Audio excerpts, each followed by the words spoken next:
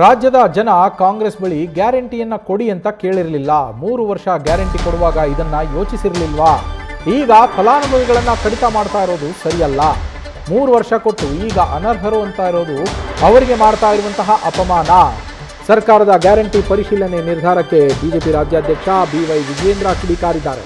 ಈಗೇನು DK ಶಿವಕುಮಾರ್ ಅವರ ಸರ್ಕಾರ ನಿರ್ಧಾರವನ್ನು ತೆಗೆದುಕೊಳ್ತಾ ಇದೆ ಗ್ಯಾರಂಟಿ ಪರಿಷ್ಕರಣೆ ಬಗ್ಗೆ, ಇದಕ್ಕೆ BY ವಿಜೇಂದ್ರ ಆಕ್ರೋಶವನ್ನು ವ್ಯಕ್ತಪಡಿಸಿದ್ದಾರೆ. ಜನ ಏನು ಕೇಳಿರಲಿಲ್ಲ, ನೀವೇ ಕೊಟ್ಬಿಟ್ಟು 3 ವರ್ಷ, ಈಗ ಅದನ್ನು ವಾಪಸ್ ತಗೊಳ್ತೀವಿ, ಚೇಂಜ್ ಮಾಡ್ತೀವಿ ಅಂದರೆ ಹೆಂಗೆ ಅನ್ನೋದು ವಿಜೇಂದ್ರ ಅವರ ಪ್ರಶ್ನೆ.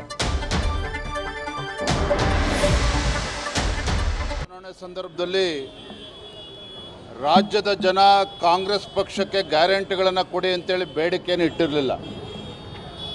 ಹೇಗಾದರೂ ಮಾಡಿ ರಾಜ್ಯದಲ್ಲಿ ಅಧಿಕಾರಕ್ಕೆ ಬರಬೇಕು ಅನ್ನುವ ಒಂದು ಹಪಾಪಿ ಕಾಂಗ್ರೆಸ್ ಪಕ್ಷಕ್ಕೇನಿತ್ತು. ಸಾಕಷ್ಟು ಭರವಸೆಗಳನ್ನು ಕೊಟ್ಟು ಗ್ಯಾರಂಟಿಗಳನ್ನು ಕೊಟ್ಟು ಅಧಿಕಾರಕ್ಕೆ ಬಂದಿರುವಂತಹ ಕಾಂಗ್ರೆಸ್ ಸರ್ಕಾರ 3 ವರ್ಷಗಳ ಕಳೆದ ನಂತರದಲ್ಲಿ ಮೊದಲನೇದಾಗಿ ಇವರು ಯಾವುದೇ ಗ್ಯಾರಂಟಿಗಳು ಸರಿಯಾಗಿ ತಲುಪಿಸ್ತಕ್ಕಂಥ ಕೆಲಸ ಕೂಡ ಮಾಡ್ತಾ ಇಲ್ಲ. 4 ತಿಂಗಳು 5 ತಿಂಗಳು ಗೃಹಲಕ್ಷ್ಮಿ ಯೋಜನೆಗಳನ್ನು ತಡೆ ಹಿಡಿದುಕೊಂಡು ಚುನಾವಣೆ ಬಂದಾಗ ಒಂದು ರೀತಿ ಚುನಾವಣಾ ಲಕ್ಷ್ಮಿ ಆಗಿರುವಂಥದ್ದು ಗೃಹಲಕ್ಷ್ಮಿ.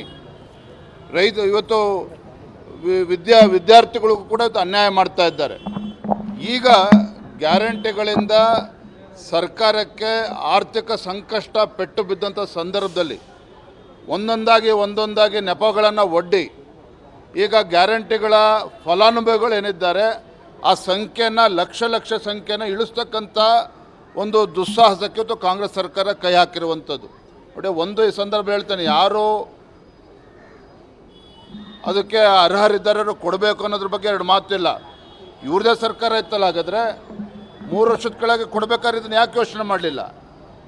ಒಂದು ಕಡೆ ಕಾಂಗ್ರೆಸ್ ಪಕ್ಷದ ಆಡಳಿತ ಪಕ್ಷದ ಶಾಸಕರು ಹೇಳ್ತಾ ಇದ್ದಾರೆ, ಗ್ಯಾರಂಟಿಗಳಿಂದ ನಮ್ಮ ಕ್ಷೇತ್ರಕ್ಕೆ ಅಭಿವೃದ್ಧಿಗೆ ಹಣ ಕೊಡ್ತಾ ಇಲ್ಲ ಅಂತೇಳಿ ದೇಶಪಾಂಡೆ ಅವರು ಹೇಳ್ತಾ ಇದ್ದಾರೆ. ಇವತ್ತು ಗ್ಯಾರಂಟಿಗಳಿಂದ ನಮ್ಗೆ ಅಭಿವೃದ್ಧಿಗೆ ಹಣ ಕೊಡ್ತಾ ಇಲ್ಲ, ಆತ್ಮಹತ್ಯೆ ಮಾಡ್ಕೊಳ್ತಕ್ಕಂಥ ಪರಿಸ್ಥಿತಿ ನಿರ್ಮಾಣ ಆಗಿದೆ ಅಂತೇಳಿ ನ್ಯೂಸ್ ಫಸ್ಟ್ ನಿರ್ಭೀತಿಯಿಂದ ನಿಮ್ಮ ಪರವಾಗಿ.